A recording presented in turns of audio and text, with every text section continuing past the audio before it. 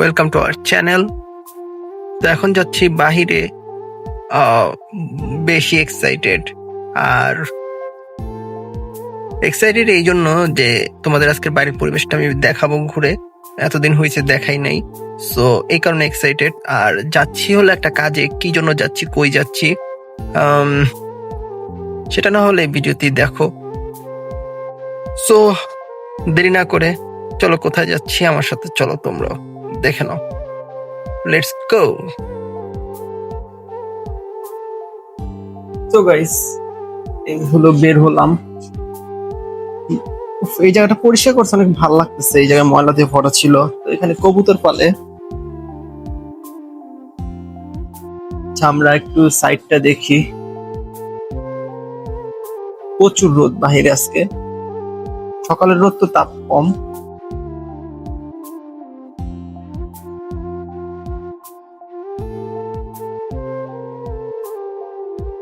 তো দেখতেই পারতেছো বাহির থেকে।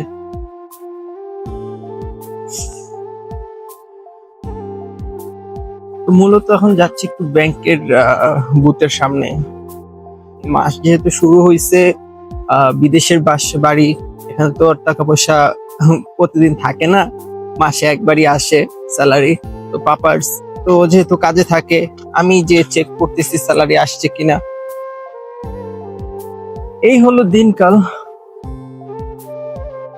একটু শর্টকাট নেই জীবনে, তো শর্টকাট নেওয়াটা বেশি জরুরি না।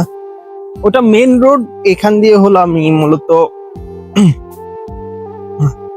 শর্টকাট দিয়ে চলে যাই, যেহেতু জায়গাটা খালি আছে, মরুভূমি।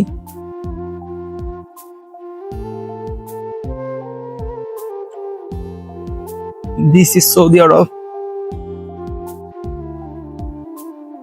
তোমাদের জন্য একটু সকাল সকালে, মানে একটু তাড়াতাড়ি বের হলাম। রোদের গরম, যেহেতু ভিডিও করতে হবে, তোমাদের ভিডিও দিতে হবে। বিদেশের লাইফ একটু অন্যরকমই। অন্যরকম বলতে মানে একটু কষ্ট, সুখ, দুঃখ সব মিলিয়ে। দুঃখটা এই জায়গায়, আনন্দের সময় পরিবারে পাই না, কষ্টের সময় পরিবারকে পাই না। আর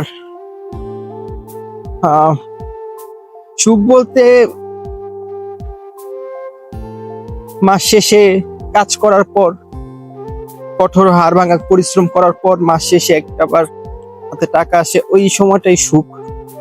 পরিবারে খুশি দেখতে পারি, ওই টাকাটা পরিবারের কাছে দেওয়ার পরে পরিবার ভালো থাকে, পরিবার খুশি থাকে, এটাই সুখ।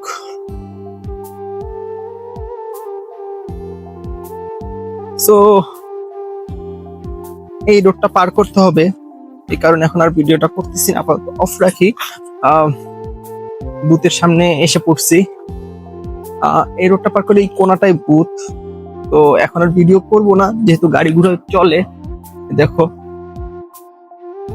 এই রোড দিয়ে গাড়ি আসে। এটা জানি কি ফল, এখানে একটা, জানলে জানাবে তোমরা।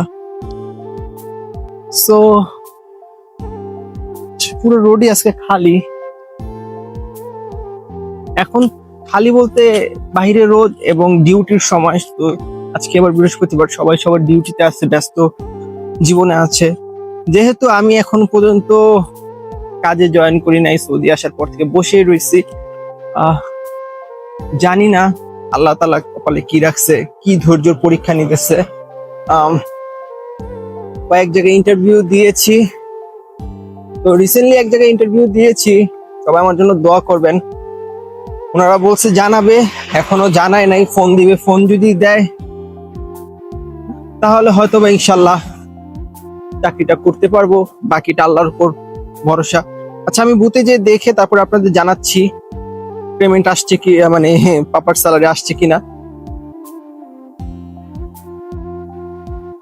তো টাকা তোলা শেষ, পাপার ব্যালেন্স মানে স্যালারি চলে আসছে।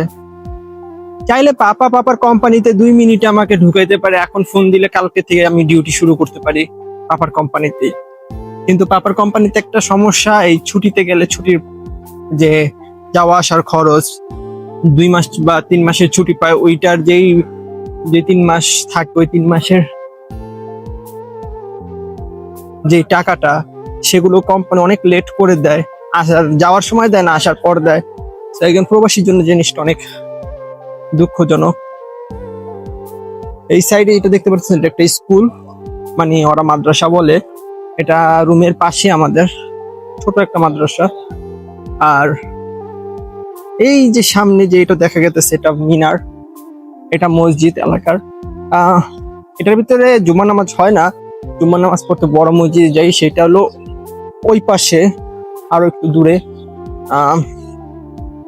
সো এই মসজিদটা কিন্তু এত ছোট না, বিশাল বড়। এখান থেকে ওই পর্যন্ত এটা অজুখানা, এই যে এই পাশে এটা অজুখানা, আর ওই পাশে মাঝখানে এই যে একটা বাড়ি দেখতে পাচ্ছেন, অনেক সুন্দর।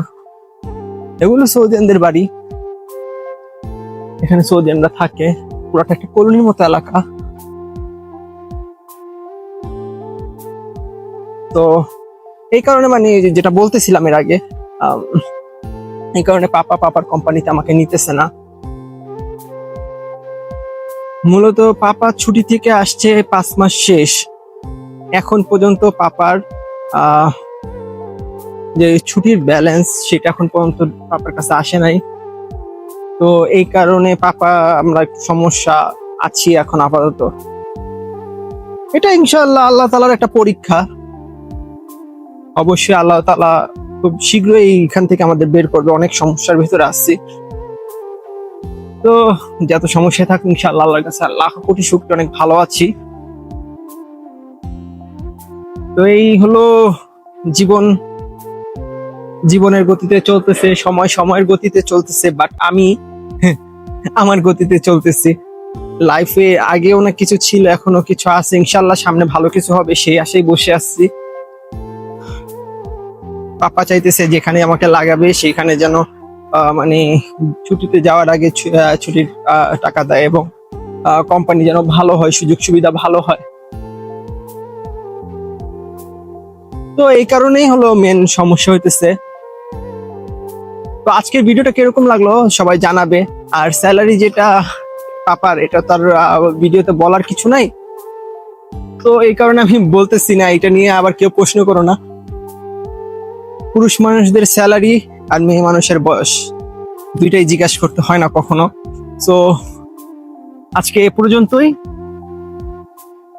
ভালো থাকবে, সুস্থ থাকবে, আমাদের চ্যানেলটিকে সাবস্ক্রাইব করবে।